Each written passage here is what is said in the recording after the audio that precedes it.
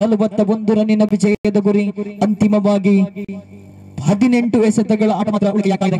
ಸರಾಸರಿ 13.67ರಂತೆ ಮುಂದಿನ 18 ಎಸೆತಗಳಲ್ಲಿ ರನ್ ಅನ್ನು ಗಳಿಸಬೇಕಾಗಿದೆ.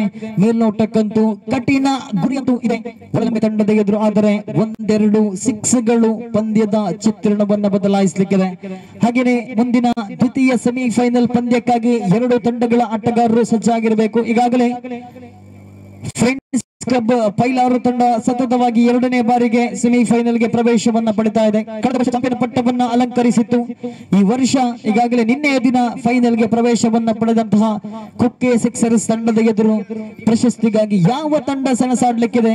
ಮೇಲ್ನೋಟಕ್ಕಂತೂ ಎಲ್ಲ ಉಳಿದ 3 ತಂಡಗಳು ಕೂಡ ಬಲಿಷ್ಠವಾಗಿದೆ. ಇಲ್ಲಿ ಸೆಮಿಫೈನಲ್ಗೆ ಏರುವ ಒಂದು ಹೆಜ್ಜೆ ಮುಂದಿಟ್ಟಿದೆ ಶಿವಲಿನಿ ಕ್ರಿಕೆಟರ್ಸ್. ಸೊಗಸಾದ ಎಸೆತ ಔಟ್ಸೈಡ್ ಆಫ್ ದ ಲೆಗ್ ಸಂಪಿತ್ತು ಎಸೆತಗಾರಿಕೆ ಭಾಗದಲ್ಲಿ ಮಾಝೀನ್ ಅತ್ಯುತ್ತಮವಾದಂತಹ ಎಸೆತಗಾರಿಕೆ.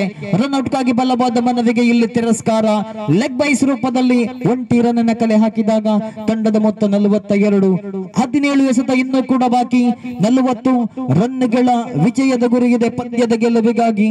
ಮೇಲ್ನೋಟಕ್ಕಂತೂ ಬಹಳಷ್ಟು ಕಷ್ಟಕರವಾಗಲಿಕ್ಕಿದೆ. ಈಗಾಗಲೇ ಅತ್ಯಮೂಲ್ಯ 4 ವಿಕೆಟ್ ಅನ್ನು ಕಳೆದುಕೊಂಡಿದೆ ಆರಂಭಿಕ ದಂಡಿಗ ಚೆಮ್ಮಿ. ಇನ್ನೂ ಕೂಡ ಕ್ರೀಸ್ ಅನ್ನು ಆಕ್ರಮಿಸಿಕೊಂಡಾಗ ನಿರೀಕ್ಷಿತ ಮಟ್ಟದ ದೊಡ್ಡ ಹೊಡೆತಗಳನ್ನ ಇದುವರೆಗೆ ಬಾರದಿದ್ದರೂ ಕೂಡ ಮುಂದಿನ ಓವರ್ ನಲ್ಲಿ ದೊಡ್ಡ ಹೊಡೆತಗಳ ಅವಶ್ಯಕತೆಯಂತೂ ಇದ್ದೇ ಇದೆ ಒಳಲಂಬೆಯ ತಂಡಕ್ಕೆ. ಮತ್ತೊಂದು ಕಡೆ ಉನ್ನಿಕೃಷ್ಣನ್ ಒಂದೆರಡು ಸಿಕ್ಸ್ಗಳು ಪಂದ್ಯದ ಚಿತ್ರಣವನ್ನ ಖಂಡಿತವಾಗ್ಲೂ ಕೂಡ ಬದಲಾಯಿಸಲಿಕ್ಕಿದೆ. ಅನುಭವಿ ಹಿರಿಯ ಆಟಗಾರ ಉನ್ನಿಕೃಷ್ಣನ್ ತನ್ನ ಜವಾಬ್ದಾರಿಯನ್ನು ಅರಿತುಕೊಂಡರೆ, ಮತ್ತೊಂದು ಕಡೆಯಿಂದ ಚಮ್ಮಿ ಆರಂಭಿಕ ದಾಂಡಿಗನ ಜವಾಬ್ದಾರಿಯನ್ನು ಯಶಸ್ವಿಯಾಗಿ ನಿಭಾಯಿಸಿದರೆ ಪಂದ್ಯ ಮತ್ತೆ ರೋಚಕ ಕ್ಷಣಗಳಿಗೆ ಸಾಕ್ಷಿ ಆಗ್ಲಿಕ್ಕಿದೆ. ಎಸೆತಗಾರಿಕೆಯ ವಿಭಾಗದಲ್ಲಿ ಮಾಝೀನ್ ಪ್ರಥಮ 1 ಎಸೆತ ಮುಕ್ತಾಯವಾಗಿದೆ. ಮತ್ತೊಮ್ಮೆ ಎಸೆಯಬೇಕಾಗಿದೆ ಮಾಝೀನ್. Right arm over the wicket ಮುಖೇನವಾಗಿ ಶೆಕ್ ವಿಭಾಗದಲ್ಲಿ ಚಮ್ಮಿ ಸೂಪ್ ಶಾಟ್ ಹೊಡೆಯುವಂತಹ ಪ್ರಯತ್ನ. ಚೆಂಡು ಮತ್ತು ಬ್ಯಾಟ್ ಮಧ್ಯೆ ಸರಿಯಾದ ಸಂಪರ್ಕವಿರದಿದ್ದರೂ ಕೂಡ 1 ರನ್ ಅನ್ನು ಗಳಿಸಿಕೊಂಡಾಗ ತಂಡದ ಮೊತ್ತದಲ್ಲಿ ಹೆಚ್ಚುವರಿಯಾಗುತ್ತಾ 43. ಇನ್ನು ಕೂಡ 39 ರನ್ನಿನ ವಿಜಯದ ಗುರಿಯಿದೆ. 16 ಚೆಂಡಿನಾಟ ಕೂಡ ಉಳಿಕೆಯಾಗ್ತಾ ಇದೆ. ಸರಿಸುಮಾರು ಪ್ರತಿಯೊಂದು ಎಸೆತಕ್ಕೂ ಕೂಡ 3ರ ಆಸುಪಾಸಿನಲ್ಲಿ ರನ್ ಅನ್ನು ಗಳಿಸಿಕೊಳ್ಳಲೇಬೇಕು. ಸುಂದರತೆ ಎಸೆತಗಾರಿಕೆಗೆ ಬಲವಾದ ಹೊಡೆತ. ಈ ಬಾರಿ ಮಿಡ್ವಿಕೆಟ್ ವಿಭಾಗದ ಸೀಮಾರೇಖೆ ಹೊರಭಾಗದಲ್ಲಿ ಬೌಂಡರಿಯನ್ನ ಗಳಿಸಿಕೊಂಡಂತಹ ಅನುಭವಿ ಆಟಗಾರ ಉನ್ನಿಕೃಷ್ಣನ್ ತಂಡಕ್ಕಿದು ಬಹಳಷ್ಟು ಉಪಯುಕ್ತ ರನ್ಗಳು. 47 ರನ್ಗಳನ್ನ ಇದುವರೆಗೆ ಗಳಿಸಿಕೊಂಡಿದೆ. ಇನ್ನು ಕೂಡ 35 ರನ್ನಿನ ವಿಜಯದ ಗುರಿಗಿದೆ. 15 ಚೆಂಡಿನಾಟ ಉಳಿಕೆಯಾಗ್ತಾ ಇದೆ. ಎಸೆತಗಾರಿಕೆ ಭಾಗದಲ್ಲಿ ಮತ್ತೊಮ್ಮೆ ಮಾಝೀನ್ ತಂಡದ ಪರವಾಗಿ 6ನೇ ಓವರ್ನ ಕೈಗೆತ್ತಿಕೊಂಡ ಎಸೆತಗಾರ 4ನೇ ಬಾರಿ. ಔಟ್ಸೈಡ್ ಆಫ್ ದ ಲೆಗ್ ಸಂಪಿದ್ದಂತ ಚೆಂಡು ಈ ಬಾರಿ ನಿರ್ಣಾಯಕರಿಂದ ಆಗಲ ಎಸೆದನ್ನುವಂತಹ ತೀರ್ಪು. 1+1 2 ರನ್ನಿನ ಸೇರ್ಪಡೆಯಾಗ್ತಾ ಇದೆ. ಈ ರೀತಿಯ ಸಣ್ಣ ಸಣ್ಣ ತಪ್ಪುಗಳು ಕೂಡ ಪಂದ್ಯದ ಚಿತ್ರಣವನ್ನ ಬದಲಾಯಿಸಲಿಕ್ಕಿದೆ. ಕೇವಲ 4 ವಿಕೆಟ್ ಅನ್ನಷ್ಟೇ ಕಳೆದುಕೊಂಡ ತಂಡ ಇನ್ನೂ ಕೂಡ 6 ವಿಕೆಟ್ ತನ್ನ ಕೈಯಲ್ಲಿದೆ. ಯಾವುದೇ ಹಂತದಲ್ಲೂ ಕೂಡ ಪಂದ್ಯಕ್ಕೆ ರೋಚಕ ತಿರುವು ಲಭಿಸುವಂತಹ ಸಾಧ್ಯತೆಯನ್ನ ಕೂಡ ಇಲ್ಲಿ ಅಲ್ಲಗಳೆಯುವಂತಿಲ್ಲ. ಮತ್ತೊಮ್ಮೆ ಎಸೆತಗಾರಿಕೆ ಭಾಗದಲ್ಲಿ ಮಾಝೀನ್ right arm around the wicket ಮುಖೇನವಾಗಿ ಎಸೆಯಬೇಕಾಗಿದೆ. Right arm over the wicket ಮುಖೇನವಾಗಿ ಸುಂದರತೆ ಹೊಡೆದ. ಈ ಬಾರಿ ಮತ್ತೆ ಪ್ರಜ್ವಲ್ ಈ ಬಾರಿ ಕ್ಯಾಚ್ ಅನ್ನ ಕೈ ಚೆಲ್ಲಿದ್ರು. ಸುಲಭ ಕ್ಯಾಚ್ ಅನ್ನ ಇಲ್ಲಿ ಕೈ ಚೆಲ್ಲಿದಂತಹ ಪ್ರಜ್ವಲ್ ತಂಡದ ಮೊತ್ತ ಅರ್ಧ ಶತಕದತ್ತ 50 ರನ್ ಅನ್ನ ಗಳಿಸಿಕೊಂಡಿದೆ. ಇನ್ನು ಕೂಡ 32 ರನ್ನಿನ ಅವಶ್ಯಕತೆ ಇದೆ. ಉಳಿಕೆಯಾದ ಎಸೆತಗಳ ಸಂಖ್ಯೆ 14 ಗಳಿಸಬೇಕಾಗಿದೆ. ಬರೋಬ್ಬರಿ 32. ಮತ್ತೊಮ್ಮೆ ಎಸೆತಗಾರಿಕೆ ಭಾಗದಲ್ಲಿ ಮಾಝೀನ್ ಸೊಗಸಾದ ಎಸೆತಗಾರಿಕೆ. ಯಾವುದೇ ರನ್ನಿಗೆ ಇಲ್ಲಿ ಅವಕಾಶವಿಲ್ಲ. ವಿಕೆಟ್ ನ ಹಿಂಭಾಗದಲ್ಲಿ ಒಬ್ಬ ಕ್ಷೇತ್ರ ರಕ್ಷಕ ಶಾರ್ಟ್ ಥರ್ಡ್ ಮ್ಯಾನ್ ವಿಭಾಗದಲ್ಲಿ, ಮತ್ತೋರ್ವ ಕ್ಷೇತ್ರ ರಕ್ಷಕ ಶಾರ್ಟ್ ಫೈನ್ ಲೆಗ್ ವಿಭಾಗದಲ್ಲಿ. ಇಬ್ಬರು ಕ್ಷೇತ್ರ ರಕ್ಷಕರನ್ನು ನಿಯೋಜನೆಗೊಳಿಸಿಕೊಂಡು ಶಾರ್ಟ್ ಫೈನ್ ಲೆಗ್ ವಿಭಾಗದಲ್ಲಿ ರಿಯಾಜ್, ಶಾರ್ಟ್ ಥರ್ಡ್ ಮ್ಯಾನ್ ವಿಭಾಗದಲ್ಲಿ ಅರ್ಷದ್ ಬಜಾಲ್. ಈ ಬಾರಿ ಸೊಗಸಾದ ಎಸೆತ. ಯಾವುದೇ ರನ್ನಿಗೆ ಅವಕಾಶವಿರಲಾದರೆ ಅಂತಿಮ ಹಂತದಲ್ಲಿ ಚೆಂಡನ್ನ ಹಿಡಿಯುವಲ್ಲಿ ವೈಫಲ್ಯಗೊಂಡಂತಹ ಎಸೆತಗಾರ 1 ರನ್ ಅನ್ನು ಬಿಟ್ಟುಕೊಟ್ಟಾಗ ಮತ್ತೊಂದು ಜವಾಬ್ದಾರಿತ ಎಸೆತಗಾರಿಕೆ ಎಸೆದಂತಹ ಮಾಝೀನ್ ರವರ ಓವರ್ ಕೂಡ ಮುಕ್ತಾಯವಾಗ್ತಾ ಇದೆ. ತಂಡದ ಮೊತ್ತ 51. 31 ರನ್ನಿನ ವಿಜಯದ ಗುರಿಗಿದೆ ಇನ್ನುಳಿದ 12 ಎಸೆತಗಳ ಮುಂದೆ.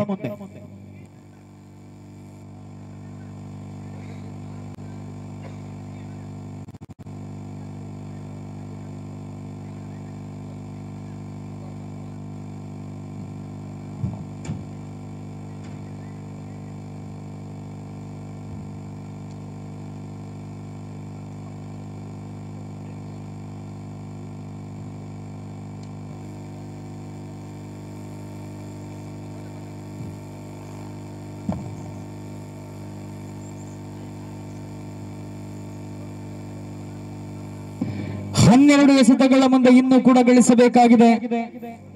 31 ಓವರೊಂದಕ್ಕೆ ಸರಾಸರಿ 15.5ರಂತೆ ರನ್ ಗಳಿಸಿಕೊಳ್ಳುವುದು ಇತ್ತೀಚಿನ T20 ಯುಗದಲ್ಲಿ ಕಷ್ಟಕರವಾಗಲಿಕ್ಕಿಲ್ಲ. ಕಾರಣ ಇನ್ನೂ ಕೂಡ 6 ವಿಕೆಟ್ ತನ್ನ ಕೈಯಲ್ಲಿದೆ. ಈ 7ನೇ ಓವರ್ ಪಂದ್ಯದ ಗತಿಯನ್ನ ನಿರ್ಧರಿಸಲಿಕ್ಕಿದೆ. ಎಸೆತಗಾರಿಕೆ ಭಾಗದಲ್ಲಿ 7ನೇ ಓವರ್ನ ಕೈಗೆತ್ತಿಕೊಂಡ ಎಸೆತಗಾರ ಕೀರ್ತಿರಾಜ್ 5ನೇ ಓವರ್ನಲ್ಲಿ ಕೊಂಚ ಮಟ್ಟಿಗೆ ಎಕನಾಮಿಕಲ್ ಆಗಿ ಗುರುತಿಸಿಕೊಂಡರು. ಅದೇ ರೀತಿಯ ಬೌಲಿಂಗ್ ಅನ್ನು ಮುಂದುವರಿಸಬಲ್ಲದೆ ಕೀರ್ತಿರಾಜ್. ಪಂದ್ಯದ ಫಲಿತಾಂಶವನ್ನು ನಿರ್ಧರಿಸುವಂತ 7ನೇ ಓವರ್ ಸೊಗಸಾದ ಎಸೆತಗಾರಿಕೆಗೆ ಸುಂದರತೆ ಹೊಡೆತ. ಈ ಬಾರಿ ಸ್ಕ್ವೇರ್ ಲೆಗ್ ಭಾಗದಲ್ಲಿ ಕ್ಷೇತ್ರ ರಕ್ಷಣೆ 1 ರನ್ನಿಗೆ ಸೀಮಿತವಾಗ್ತಾ ಇದೆ. 11 ಎಸೆತ 30 ರನ್ನಿನ ವಿಜಯದ ಗುರಿ ಇದೆ. ಈ ಓವರ್ ಅಂತೂ ಯಾವ ತಂಡ ಸೆಮಿಫೈನಲ್ಗೆ ಪ್ರವೇಶವನ್ನು ಪಡೆಯಲಿಕ್ಕಿದೆ ಅನ್ನುವುದನ್ನು ನಿರ್ಧರಿಸಲಿಕ್ಕಿದೆ. ಈ ಬಾರಿ ಮತ್ತೊಂದು ಸುಂದರತೆ ಹೊಡೆತ. ಅದೇ ಜಾಗವನ್ನು ಗುರುತಿಸಿಕೊಂಡಂತಹ ಬ್ಯಾಟ್ಸ್ಮನ್. ಕ್ಷೇತ್ರ ರಕ್ಷಣೆಯಲ್ಲಿ ವೈಫಲ್ಯ. ಚೆಂಡು ಸೀಮಾರೇಖೆ ಗಡಿ ಭಾಗದಲ್ಲಿ 2 ರನ್ಗಳನ್ನು 2 ಬಳಿಕ 3 ರನ್ ಔಟ್ಗಾಗಿ ಬಲವಾದ ಮನವಿ ಇತ್ತು. ಇಲ್ಲಿ 3ನೇ ಅಂಪೈರ್ಗೆ ಕೂಡ ಕರೆಯನ್ನು ರವಾನಿಸ್ತಾ ಇದ್ದಾರೆ. ಔಟ್ ಅಥವಾ ನಾಟ್ ಔಟ್ ಅನ್ನುವುದನ್ನ ಕಾದು ನೋಡಬೇಕಾಗಿದೆ. ಆರಂಭಿಕ ದಾಂಡಿಗ ಶಮ್ಮಿ ಚೆಂಡನ್ನ ದಂಡಿಸಿದ್ರು ಡೀಪ್ ಸ್ಕ್ವಾಲ್ ವಿಭಾಗದಲ್ಲಿ. ಅಲ್ಲಿ ಕ್ಷೇತ್ರ ರಕ್ಷಣೆಯನ್ನ ಮುನೀರ್ ಖಂಡಿಗ ಕ್ಷೇತ್ರ ರಕ್ಷಣೆ ಮಾಡುವಲ್ಲಿ ವೈಫಲ್ಯತೆಯನ್ನ ಕಂಡುಕೊಂಡ್ರು. 1 ಬಳಿಕ ಅವಳಿ ಕೂಡ ಸುಲಭವಾಯಿತು. ಅವಳಿಯ ಬಳಿಕ 3ನೇ ರನ್ನಿಗಾಗಿ ಪ್ರಯತ್ನವನ್ನ ಪಟ್ಟಾಗ ನಾನ್ ಸ್ಟ್ರೈಕಿಂಗ್ ವಿಭಾಗದಲ್ಲಿ ರನ್ಔಟ್ ಗಾಗಿ ಬಲವಾದ ಮನವಿ ಬಂದಾಗ 3ನೆಯ ತೀರ್ಪುಗಾರರ ತೀರ್ಪಿಗಾಗಿ ಇಲ್ಲಿ ಕಾಯುವಂತ ಸಮಯ. ಮುಂದಿನ ಸೆಮಿಫೈನಲ್ 2 ಒಂದು ಕಡೆಯಿಂದ ಫ್ರೆಂಡ್ಸ್ ಕ್ಲಬ್ ಪೈಲಾರು, ಮತ್ತೊಂದು ಕಡೆ ಈ ಪಂದ್ಯದ ವಿಜಯಿಶಾಲಿ ತಂಡ. ರೋಚಕ ಹಣಾಹಣಿಗೆ ಪ್ರತಿಯೊಂದು ಪಂದ್ಯಗಳು ಸಾಕ್ಷಿಯಾಗಲಿಕ್ಕಿದೆ. ಆ ಬಳಿಕದ ಫೈನಲ್ ಪಂದ್ಯ ಈಗಾಗಲೇ ಫೈನಲ್ ನಲ್ಲಿ ನಿನ್ನೆಯ ದಿನ ಪ್ರವೇಶವನ್ನ ಪಡೆದಂತಹ ಕುಕ್ಕೆ ಸಿಕ್ಸರ್ಸ್ ಬಲಿಷ್ಠ ತಂಡವಾಗಿ ನಿನ್ನೆಯ ದಿನ ಗುರುತಿಸಿಕೊಂಡಿತ್ತು. ಯಾವ ತಂಡ ಅಂತಿಮವಾಗಿ ಚಾಂಪಿಯನ್ ಪಟ್ಟವನ್ನು ಅಲಂಕರಿಸಲಿಕ್ಕಿದೆ. ಈ ಮೂಲಕ ಔಟ್ ಅನ್ನುವಂತಹ ತೀರ್ಪು ಬಂದಿದೆ. ಇದರೊಂದಿಗೆ ಆರಂಭಿಕ ದಾಂಡಿಗ ಚಮ್ಮಿ ಅವರ ವಿಕೆಟ್ ನಿರ್ಣಾಯಕ ಘಟ್ಟದಲ್ಲಿ ಕಳೆದುಕೊಳ್ತಾ ಇದೆ. ಒಳಲಂಬೆಯ ತಂಡ 6.2 ಓವರ್ನ ಮುಕ್ತಾಯಕ್ಕೆ 54 ರನ್ನಿಗೆ ಅತ್ಯಮೂಲ್ಯ 5ನೇ ವಿಕೆಟ್ ಅನ್ನು ಕೂಡ ಕಳೆದುಕೊಳ್ತಾ ಇದೆ. ಇನ್ನು ಕೂಡ 10 ಎಸೆತದ ಆಟ ಬಾಕಿ ಇದೆ. 28 ರನ್ನಿನ ವಿಜಯದ ಗುರಿ ಇದೆ ಒಳಲಂಬೆ ತಂಡದ ಎದುರು. 81 ರನ್ನ ಎದುರಾಳಿ ತಂಡ ಗಳಿಸಿಕೊಂಡರೂ ಕೂಡ ಇದುವರೆಗೆ ಅತ್ಯುತ್ತಮ ಪೈಪೋಟಿಯನ್ನಂತೂ ಇಲ್ಲಿ ನೀಡಿದೆ ಒಳಲಂಬೆಯ ತಂಡ. 7ನೇ ಓವರ್ನ ಚಾಲ್ತಿಯಲ್ಲಿ ಈಗಾಗಲೇ 54 ರನ್ ಗಳಿಸಿಕೊಂಡಿದೆ. ಆರಂಭಿಕ 2 ಪವರ್ ಪ್ಲೇ ಓವರ್ ನಲ್ಲಿ ಗಳಿಸಿಕೊಂಡದ್ದು ಕೇವಲ 16 ರನ್ಗಳು. ಎಲ್ಲೋ ಒಂದು ಕಡೆ ಆ 16 ರನ್ಗಳೇ ಇಲ್ಲಿ ಕೊಂಚ ಮಟ್ಟಿನಲ್ಲಿ ಹಿನ್ನಡೆಯನ್ನು ಅನುಭವಿಸುವಂತೆ ಮಾಡ್ತಾ ಇದೆ ಒಳಲಂಬೆಯ ತಂಡಕ್ಕೆ. ಮತ್ತೊಮ್ಮೆ ಕೀರ್ತಿರಾಜ್ ಸೊಗಸಾದ ಹೊಡೆತವನ್ನು ದಂಡಿಸಿದ್ರೆ ಈ ಬಾರಿ ಲಾಂಗ್ ಆಫ್ ವಿಭಾಗದಲ್ಲಿ ಉನ್ನಿ ಕೃಷ್ಣನ್ ಮತ್ತೆ 1 ರನ್ನಿಗೆ ಸೀಮಿತವಾಗ್ತಾ ಇದೆ. ಹೊಸ ಬ್ಯಾಟ್ಸ್ಮನ್ ಸೌರವ್ ತನ್ನ ಸ್ಟ್ರೈಕ್ ಅನ್ನ ಕಾಯ್ದಿರಿಸಿಕೊಳ್ಳುತ್ತಾ ಅಂತಿಮ 9 ಚೆಂಡಿನ ಆಟ ಬಾಕಿಗಿದೆ. 27 ರನ್ನಿನ ವಿಜಯದ ಗುರಿಗಿದೆ. ಮತ್ತೊಮ್ಮೆ ಕೀರ್ತಿರಾಜ್ ಸೊಗಸಾದ ಎಸೆತಗಾರಿಕೆ. ಯಾವುದೇ ರನ್ನಿಗೆ ಅವಕಾಶವಿಲ್ಲ. ಸುಲಭ ಚೆಂಡಾಗಿತ್ತು. ಚೆಂಡು ಮತ್ತು ಬ್ಯಾಟ್ ನ ಮಧ್ಯೆ ಸಂಪರ್ಕವಿಲ್ಲ. ಮತ್ತೊಂದು ಡಾಟ್ ಬಾಲ್. 8 ಎಸೆತ 27 ರನ್ನಿನ ವಿಜಯದ ಗುರಿ. ಪ್ರತಿಯೊಂದು ಡಾಟ್ ಬಾಲ್ಗಳು ಕೂಡ ಇಲ್ಲಿ ಕಂಟಕಪ್ರಾಯವಾಗ್ತದೆ. ದೊಡ್ಡ ಹೊಡೆತಕ್ಕೆ ಪ್ರಯತ್ನವನ್ನ ಪಟ್ಟರು. ನೇರವಾಗಿ ಕ್ಷೇತ್ರ ರಕ್ಷಕನಿಗೆ ಅವಕಾಶವೇ ಇಲ್ಲ.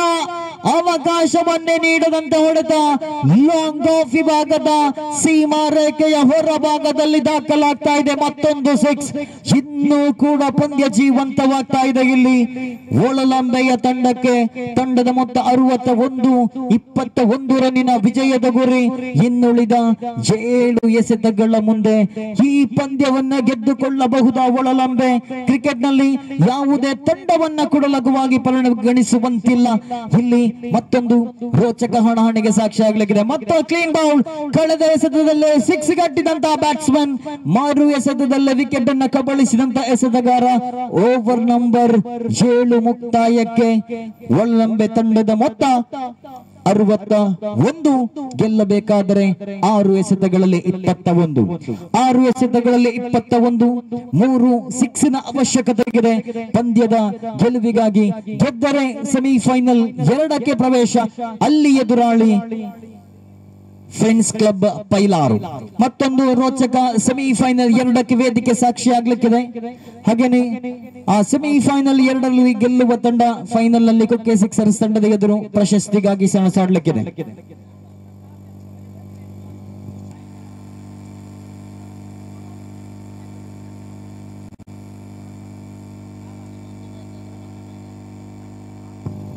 ಎಸೆಗಾರಿಕೆ ಭಾಗದಲ್ಲಿ ಮತ್ತೊಮ್ಮೆ ಅಮನ್ ಸೊಗಸಾದ ಎಸೆತಗಾರಿಕೆ 1 ರನ್ನಿಗೆ ಸೀಮಿತವಾಗ್ತಾ ಇದೆ. 5 ಎಸೆತ 20 ರನ್ನಿನ ವಿಜಯದ ಗುರಿ. ತಂಡದ ಪರವಾಗಿ ದ್ವಿತೀಯ ಓವರ್ನ ಕೈಗೆತ್ತಿಕೊಂಡು 11 ರನ್ ಬಿಟ್ಟುಕೊಟ್ಟಂತಹ ಅಮನ್ ಹೊಸಂಗಡಿ 1 ವಿಕೆಟ್ ಅನ್ನು ಕೂಡ ಅಲ್ಲಿ ಕಬಳಿಸಿದ್ರು. ಅಂತಿಮ ಓವರ್ನ ಮತ್ತೆ ತನ್ನ ಜವಾಬ್ದಾರಿಯನ್ನು ಮುಂದುವರಿಸುತ್ತಾ ಸೊಗಸಾದ ಎಸೆತಗಾರಿಕೆಯಲ್ಲಿ ಯಾವುದೇ ರನ್ನಿಗೆ ಅವಕಾಶವಿಲ್ಲ. 32 ನಿಮಿಷಗಳ ಸಮಯ ಮುಕ್ತಾಯವಾಗ್ತಾ ಇದೆ. ಒಬ್ಬ ಕ್ಷೇತ್ರ ರಕ್ಷಕನನ್ನ 30 ಗಜಗಳಿಗಿಂತ ಒಳಭಾಗದಲ್ಲಿ ನಿಯೋಜನೆಗೊಳಿಸಲೇಬೇಕಾಗಿರತಕ್ಕಂತಹ ಅನಿವಾರ್ಯ ಸಂದಿಗ್ಧ ಪರಿಸ್ಥಿತಿಯಲ್ಲಿದೆ ಶೂಲಿನಿ ಕ್ರಿಕೆಟರ್ಸ್ ಮುತ್ಲಾಜೆ. ಅತ್ಯಮೂಲ್ಯ 4 ಎಸೆತ ಬಾಕಿ ಇದೆ. 20 ರನ್ನಿನ ವಿಜಯದ ಗುರಿಗಿದೆ. 3 ಸಿಕ್ಸ್ನ ಅವಶ್ಯಕತೆಗಿದೆ. ಸಿಡಿಸ ಬಲ್ಲರೆ ಬ್ಯಾಟ್ಸ್ಮನ್ ಅಜ್ಜು ಸಿಡಿಸಿದರೆ 3 ಸಿಕ್ಸರ್ ಅನ್ನು ಸಿಡಿಸಿದರೆ ಹೀರೋ ಆಗಿ ಪರಿಣಮಿಸಬಲ್ಲರು. ಅವಕಾಶ ಬಂತು ಇದೆ. ಎಸೆತಗಾರಿಕೆ ಭಾಗದಲ್ಲಿ ಅಮನ್ ಹೊಸಂಗಡಿ 2 ಎಸೆತ ಬಿಟ್ಟು ಕೊಟ್ಟಿದ್ದು 1 ರನ್ 3ನೇ ಬಾರಿ. ಸೊಗಸಾದ ಶ್ರೇಷ್ಠ ಮಟ್ಟದ ಲೆಗ್ ಸ್ಪಿನ್ ಎಸೆತಗಾರಿಕೆ. ಯಾವುದೇ ಕ್ಷಣದಲ್ಲೂ ಕೂಡ ಬ್ಯಾಟ್ಸ್ಮನ್ ಗೆ ಅವಕಾಶವನ್ನು ನೀಡದಂತಹ ಎಸೆತಗಾರ. ಅಂತಿಮ ಒಂದು ಅವಕಾಶವಿದೆ ಇಲ್ಲಿ ಒಳಲಂಬೆಯ ತಂಡದ ಎದುರು ಅಮನ್ ಹೊಸಂಗಡಿ ಟು ಅಜ್ಜು. ಸೊಗಸಾದ ಎಸೆತಗಾರಿಕೆಗೆ ದಂಡಿಸುವ ಪ್ರಯತ್ನ ಆದರೆ ನೇರವಾಗಿ ಕೀರ್ತಿರಾಜ್ ಅವರ ಕೈ ಸೇರಿದಾಗ ಬಹುತೇಕ ಪಂದ್ಯವನ್ನ ಕೈ ಚೆಲ್ತಾ ಇದೆ. 82 ರನ್ಗಳ ಬೃಹತ್ ಗುರಿಯನ್ನ ಬೆನ್ನತ್ತಿದಂತಹ ಈ ತಂಡ ಯಾವುದೇ ಹಂತದಲ್ಲೂ ಕೂಡ ಎದುರಾಳಿಗೆ ಸುಲಭ ತುತ್ತಾಗಲಿಲ್ಲ. ಪ್ರತಿಯೊಂದು ಓವರ್ನಲ್ಲೂ ಕೂಡ ರನ್ ಗಳಿಸಿಕೊಂಡ್ರು. ಆದರೆ ವಿಕೆಟ್ಗಳ ಮೇಲೆ ವಿಕೆಟ್ಗಳನ್ನ ಕಳೆದುಕೊಂಡಂತಹ ತಂಡ.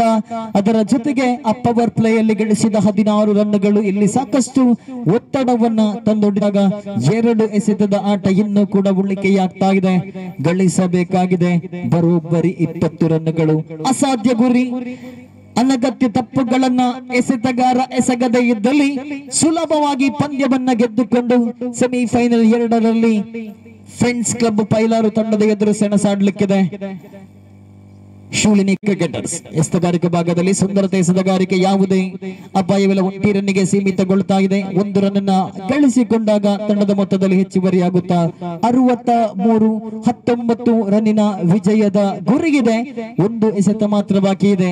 ಒಂದಂತೂ ಹೇಳಬಲ್ಲೆ, ಪಂದ್ಯ ಕ್ರಿಕೆಟ್ ನಲ್ಲಿ ಯಾವ ರೀತಿ ಒತ್ತಡವನ್ನ ನಿಭಾಯಿಸಬೇಕು ಅನ್ನುವುದನ್ನ ತೋರ್ಪಡಿಸಿಕೊಟ್ಟಂತಹ ಸಂತು ಬಂಟ್ವಾಳ್ ಮತ್ತು ರಿಯಾಸ್ ಕಟ್ಟಿಕೊಟ್ಟಂತಹ ಒಂದು ಇನ್ನಿಂಗ್ಸ್ ಪಂದ್ಯದ ಚಿತ್ರಣವನ್ನು ಬದಲಾಯಿಸಿದೆ. ಇದರೊಂದಿಗೆ 4ನೇ ತಂಡವಾಗಿ ಸೆಮಿಫೈನಲ್ಗೆ ಪ್ರವೇಶವನ್ನ ಪಡಿತಾ ಇದೆ ಶೂಲಿನಿ ಕ್ರಿಕೆಟರ್ಸ್ ಮುತ್ಲಾಜೆ.